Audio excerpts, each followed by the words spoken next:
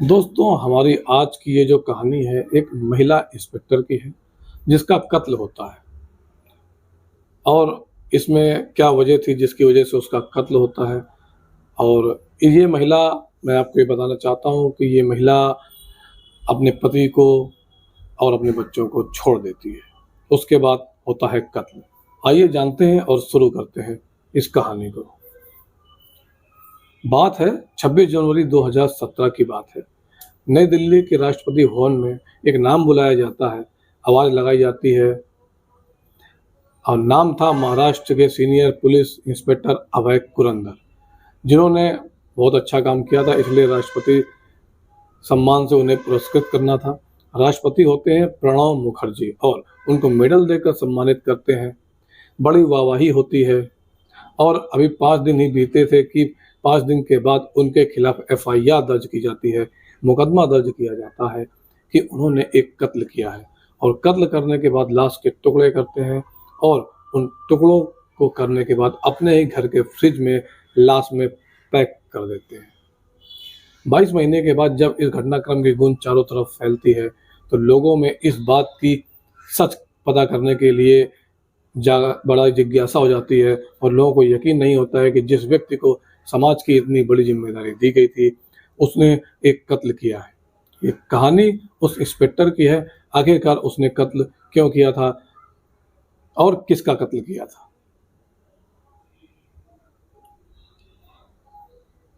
ये कहानी शुरू होती है महाराष्ट्र प्रदेश के एक जिला है कोल्हापुर। दरअसल यहाँ की रहने वाली एक लड़की जिसका नाम होता है अश्वनी विद्रोही, अश्वनी वेद, पढ़ने में ठीक ठाक थी, लेकिन परिवार वालों ने उसकी शादी कर दी। 2000 साल 2005 में शादी होती है राजू गोरे नाम के एक लड़के से। शादी हो जाती है तो वो पति से मिलती है। पति से बातचीत के दौरान वो बोली कि मैं पढ़ना चाहती हूँ। पति कहता है ठीक है, तुम पढ़ना चाहती हो, मुझे उससे कोई एतराज़ नहीं है। तुम पढ़ना चाहती हो, बहुत अच्छी बात है, मेहनत करना चाहती हो और मैं तुम्हें इसमें मदद करूँगा और तुम पढ़ो और आगे बढ़ो। जब पति ने ये आश्वासन दिया तो लड़की ने मेहनत करना शुरू किया और उसने MPSC यानी महाराष्ट्र पब्लिक सर्विस कमीशन का कंपटीशन दिया और तैयारी करनी शुरू की और साल 2 साल के बाद उसका सिलेक्शन हो जाता है। जब उसका एग्ज़ाम क्वालिफाई हो जाता है, उसको सब इंस्पेक्टर की एक पोस्ट मिलती है और सब इंस्पेक्टर की पोस्ट मिलने के बाद ट्रेनिंग होने के बाद उसको साल 2007 में ही पहली पोस्टिंग मिलती है पुणे ज़िले के अंदर। पुणे ज़िले में पूरी ईमानदारी और शिद्दत के साथ यहाँ रहती है और अपने परिवार का ध्यान रखना होता था, यानी कि पति का भी ध्यान रखना होता था और अपनी नौकरी को बड़े ही अच्छे से ईमानदारी से कर रही होती थी।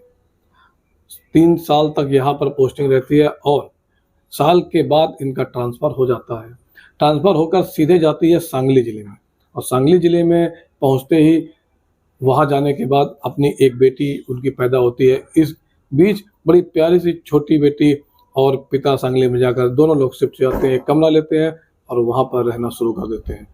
लेकिन कई बार बड़ी जिम्मेदारी मिला करती थी, इसलिए जिम्मेदारी के लिए थोड़ा सा अटक जाया करती थी, समझ नहीं आता था, तो इसलिए अपने सीनियर इंस्पेक्टर से मिलने चली जाती थी, पूछने चली जाती थी कि कैसे क्या करें। और ये जो सीनियर इंस्पेक्टर थे, इनका नाम था अभय कुरुंदकर। उनके पास जाते थे, उनसे मदद मांगते थे, उनका स्वभाव बहुत अच्छा था इंस्पेक्टर का और वो लेडी इंस्पेक्टर की मदद भी करते थे। जब मदद करते थे तो वो थैंक यू बोलने पर कहते थे कि थैंक यू की कोई ज़रूरत नहीं है, हम लोगों का यह काम है। इस तरह से जब अच्छी बातें शुरू होती थी तो अच्छी बातें शुरू होने के बाद दोस्ती भी उन दोनों की बहुत गहरी होती चली गई और इसलिए बीच में भी उन लोगों को प्यार भी हो जाता है और प्यार कुछ ज़्यादा ही गहरा हो जाता है। लेकिन मिलने मिलाने का कहीं मौका नहीं मिलता था। ये महिला जो थी वो ड्यूटी करती थी। ड्यूटी करने के बाद अपने घर पर जाया करती थी। घर पर बेटी और पति इंतजार कर रहा था। उधर जो इंस्पेक्टर होता था उसकी भी शादी हो चुकी थी, 2 बच्चों का बाप होता है। दोनों एक दूसरे की ज़िंदगी की हकीकत को अच्छी तरह जानते पहचानते थे और वक्त मिलता था तो कहीं जाकर मुलाकात भी कर लिया करते थे। हालांकि इन दोनों के बीच अब शारीरिक संबंध भी बनने लगे थे और ये दोनों एक दूसरे के करीब आने लगे थे। साल 2013 आता है और साल 2013 आने के बाद महिला इंस्पेक्टर का यानी कि अब सांगली ट्रांसफर हो जाता है रत्नागिरी जिले के अंदर। और जब रत्नागिरी जिले के अंदर ट्रांसफर होता है तो यह कहीं ना कहीं दोनों एक दूसरे से मिलने के लिए झटपटाते हैं, परेशान होते थे। अब यहाँ से यानी कि सांगली से रत्नागिरी की दूरी होती है लगभग 172 किलोमीटर। यदि कार से अगर सफ़र तय करते हैं तो लगभग तय करने में लगभग 4 घंटे 40 मिनट का समय लगता है। महिला इंस्पेक्टर को इस वक्त कोई परेशानी नहीं होती थी, वह सीधा सांगली से रत्नागिरी के लिए गाड़ी लेकर आ जाता था और जाकर मिलता था, बातचीत करता था। जब वक्त आगे बढ़ने लगा तो वक्त आगे बढ़ते बढ़ते इनका प्यार और ज़्यादा गहरा होने लगा। सीनियर इंस्पेक्टर पुलिस और वो महिला इंस्पेक्टर दोनों एक दूसरे को जब मौका मिलता था मिल लिया करते थे। अक्टूबर 2014 का वो महीना था। एक दिन महिला इंस्पेक्टर ने अपने पति, जिसका नाम होता है राजू गोरे, उससे बोलती है कि देखो मैंने शादी कर ली है, यानी अगर तुम्हें यकीन ना हो तो मेरे पास कुछ डॉक्यूमेंट है, कुछ कागज है, आप इन्हें देख सकते हो और मैं आपकी ज़िंदगी से अब दूर जाना चाहती हूँ। तुम अपनी बेटी को लेकर आराम से रहना, मैं कभी कभार इनसे मिलने आती रहूँगी। यानी कि अब उस महिला ने अपने पति को समझाने की कोशिश की। उसका पति चुपचाप रहता है महिला और वो खामोश रहता है। उसे पता था कि वो जान चुका था कि जिस तरह से उसकी बीवी लगातार उससे दूर जा रही थी वह किसी और के चक्कर में थी, कि इंस्पेक्टर के चक्कर में थी। उसको पूरी तरह से कहीं ना कहीं आभास हो चुका था। वह जान चुका था कि शायद इसे रोकने की कोशिश करूंगा तो ये रुक नहीं पाएगी, इसलिए उसने उसको जाने दिया। जब महिला चली जाती है, महिला अपनी बेटी से मिलने के लिए कभी कभार आ जाया करती थी। इस तरह से लगातार वक्त आगे बढ़ने लगा और 4 महीने तक अपनी बेटी से मिलने के लिए आती रही। लेकिन 4 महीने जब बीत जाते हैं, फरवरी 2015 आता है, उसके बाद वह अपनी बेटी से कभी मिलने के लिए नहीं आई। नवी मुंबई में कमरा लेती है। कमरा लेने के बाद इसी बीच पोस्टिंग यहाँ से यानी कि रत्नागिरी से भी अलग हो जाती है। यह मानव अधिकार आयोग में पोस्टिंग हो जाती है और वहाँ पर रहने लगती है और एक कमरा लिया था। अब कोई रोक टोक नहीं थी। इंस्पेक्टर कमरे में उसके आता था, रुकता था, वही इंस्पेक्टर अभय कुरंदकर, और लिव इन में दोनों रहना शुरू कर देते हैं। ऐसे ही करके अब वक्त आगे बढ़ने लगता है। ज़िंदगी इनकी सबसे खूबसूरत लम्हे ये होते हैं। 11 अप्रैल 2016 को एक दिन अपने कमरे से निकलती है, गार्ड से कहती है कि गार्ड मुझे दूध वाले से बोल देना कि कुछ दिनों तक दूध लेकर बिल्कुल भी ना आए, मुझे किसी ज़रूरी काम से बाहर जाना है। वो यहाँ से निकल जाती है। 15 अप्रैल 2016 को उसका भाई होता है, छोटा भाई जिसका नाम आनंद होता है, वो एक दूसरे शहर में जाकर नौकरी करते हैं। उनको व्हाट्सअप करते हैं। व्हाट्सअप करने के बाद कहती है कि मैं किसी काम से यूपी जा रही हूँ, वहाँ जाकर मुझे एक मामले की जांच पड़ताल करनी है, इसलिए परेशान होने की ज़रूरत नहीं है। कुल मिलाकर अपने भाई को मैसेज देती है और मैसेज देने के बाद चली जाती है। और उसके बाद लगभग 1 महीना बीत जाता है। 1 महीना बीतने के बाद मई का प्रथम सप्ताह आ जाता है। साल 2016 की बात है। पुलिस हेडक्वार्टर से कोल्हापुर लेडी इंस्पेक्टर के पिता के पास फ़ोन पहुंचता है कि तुम्हारी बेटी कई दिनों से ड्यूटी पर नहीं आ रही है और तुम्हारी बेटी यहाँ पर आई है कोल्हापुर से। उसके पिता कहते हैं तो मगर वहाँ पर ड्यूटी में तो वो थी नहीं। तो उन्होंने बताया कि उत्तर प्रदेश में जा रही थी और बता के गई थी कि उत्तर प्रदेश जाना है, क्या कोई मामला था उसकी जांच करने के लिए। जैसे ही लड़की के पिता ने इंस्पेक्टर को ये बात बताई तो उसके पैरों तले जमीन खिसक जाती है। बेटे आनंद से बोलते हैं कि तुम्हारी जो बहन है काफ़ी दिनों से गायब है, उसका कहीं अता पता नहीं है, क्या तुम उसे ढूंढने में मेरी मदद करोगे। वह भाई छुट्टी लेकर सीधा मुंबई पहुंचता है। मुंबई आने के बाद अपनी बहन की तलाश शुरू करता है। जिस जिस व्यक्ति के संपर्क में वो महिला जहाँ जहाँ रहती है वहाँ जाकर भाई आनंद लगातार उसकी पूछताछ करता है, लेकिन कहीं से कोई सफलता नहीं मिलती है। तब 14 जुलाई 2016 को एक कलम्बोली एक पुलिस स्टेशन में जाकर वहां अपनी बहन की गुमशुदगी की रिपोर्ट दर्ज कराता है। पुलिस लगातार कोशिश कर रही थी और जितनी जल्द हो सके उसकी बहन मिल जाए तो अच्छा है। बहन मिल नहीं रही थी, इसलिए लगातार अपनी तरफ से कोशिशें करता रहता है जो उसका भाई होता है। ठीक 1 साल बीत जाता है। 1 साल के बाद भी पता नहीं चलता है।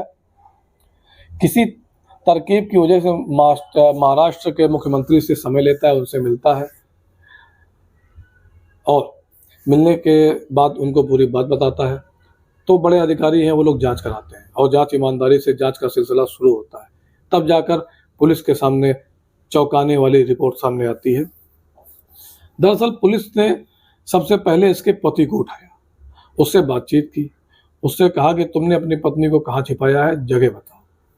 जब यह बात पति तक पहुंचती है तो पति कहता है मुझसे पूछने की जरूरत नहीं, बल्कि उससे पूछो जिससे वह फोन पर सारी बातें किया करती थी, जिसके साथ रहने की बातें किया करती थी। मेरे पास तो अक्टूबर 2014 से वो लापता है, मुझे इसके बारे में ज़्यादा जानकारी नहीं है। जैसे एक नाम आता है अभय कुरुंदकर, जो कि इंस्पेक्टर होता है, सीनियर इंस्पेक्टर, उससे पुलिस कैसे बात करे। लेकिन जब मुख्यमंत्री की तरफ से आदेश था तो आखिरकार उससे बातचीत करने की कोशिश की जाती है। वो कहता है कि जिस दिन वह वहाँ से अपने ऑफिस के लिए निकली थी, मानव अधिकार आयोग में उसके ऑफिस के लिए निकली थी, लगभग शाम को 6:40 हुआ था। वह भयंदर यानी कि उसका वहाँ पर एक कमरा होता है, वहाँ पर आती है 11:40 पर और हम एक होटल में मिलते हैं, खाना खाते हैं, उसके बाद वो चली जाती है। लेडी इंस्पेक्टर का नंबर इसी बीच स्विच ऑफ हो जाता है। उसके बाद उसका नंबर खुलता है, ज़रूर खुलता है, लेकिन वह नहीं मिलती नहीं है। कहाँ जाती है, कहाँ नहीं जाती है, इसके बारे में जांच करने की कोशिश करते हैं। इसी बीच उसे इंस्पेक्टर के नंबर का सीडीआर निकलवाई, ये नंबर होता है वही अभय कुरंदर की सीडीआर निकलवाती है पुलिस, जिससे लगभग कई सालों से बहुत सारी बातें जिस नंबर पर हुई होती है। जब उस व्यक्ति की तलाश करने के लिए कोशिश की तो उसका नाम निकल कर आता है कुंदन भंडारी। दरअसल कुंदन भंडारी जो होते हैं वो 20 साल इसी इंस्पेक्टर ड्राइवर का होता है, कुंदन भंडारी। उससे पूछा जाता है कि तुम यहाँ कहाँ थे, यानी कि दोनों की लोकेशन बिल्कुल ठीक ठाक थी, भयंदर जिले में दोनों की लोकेशन आ रही थी। जब इससे कुंदन भंडारी से पूछा जाता है तो वह कहता है कि मैं साहब के साथ उसमें होटल में ही रुका था, जिस होटल में खाना खाया था। पुलिस ने जहाँ जाकर वेरीफाई किया तो पता चला कि वहाँ पर एक महिला आई जरूर थी, लेकिन ड्राइवर नहीं आया था, ना ही ड्राइवर रात को रुका था। तब पुलिस ने उस ड्राइवर को अपने तरीके से पूछताछ की। जब उससे सख्ती से पूछा जाता है तो उसने नाम लिया, जिसका नाम होता है महेश पालेकर। और महेश पालेकर जो होता है वह पुलिस इंस्पेक्टर का बहुत खास दोस्त होता है, बचपन का दोस्त होता है। पुलिस जब उसको उठाती है, गिरफ्तार करती है, उसके साथ जब सख्ती से आती है तब कहानी आगे बताता है। दरअसल उन दोनों को होता क्या है कि उस दिन उन्होंने कोई खाना नहीं खाया था। भयंदर के उस कमरे में लेकर जाते हैं। भयंदर का कमरा यानी कि एक जगह थी, फ्लैट था, जगह थी भयंदर में, वहाँ लेकर जाते हैं। वहाँ लेकर जाने के बाद उस महिला को मारते हैं। मारने के बाद कटर मशीन होती है, कटर मशीन से उसके छोटे छोटे टुकड़े करते हैं। छोटे छोटे टुकड़े करने के बाद उसको फ्रिज के अंदर पैक करके रख देते हैं। बाकी कुछ बड़े टुकड़े बच जाते हैं तो उस टुकड़ों को बस की खाड़ी में उसमें डाल देते हैं। उसके बाद इन टुकड़ों को जाकर फेंक देते हैं। जो पुलिस अब टुकड़ों को लगातार तलाश करने की कोशिश कर रही थी, वो टुकड़े आसानी से उनके हाथ नहीं आते। और पुलिस जब इस पूरे घटनाक्रम का खुलासा किया तो आखिरकार इनमें एक नहीं बल्कि उस इंस्पेक्टर के साथ उसका ड्राइवर कुंदन भंडारी, उसका बचपन का दोस्त महेश पालेकर और एक और साथी होता है राजेश पाटिल, इनको गिरफ्तार किया जाता है।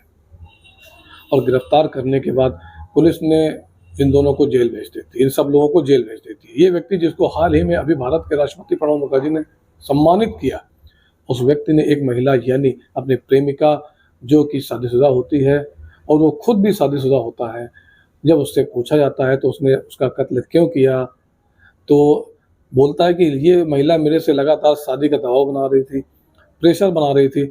ये प्रेशर से तंग आ चुका था और परेशान हो चुका था। वो लगातार दबाव बना रही थी और यही बोल रही थी मैं नहीं छोड़ना चाहती थी अपने बच्चों को, लेकिन तुम्हारी वजह से मैंने छोड़ा। इसलिए मैंने उसका कत्ल कर दिया, ये पुलिस इंस्पेक्टर ने बोला। उसके टुकड़े किए, अच्छा, और उसको फ्रिज में रख दिया।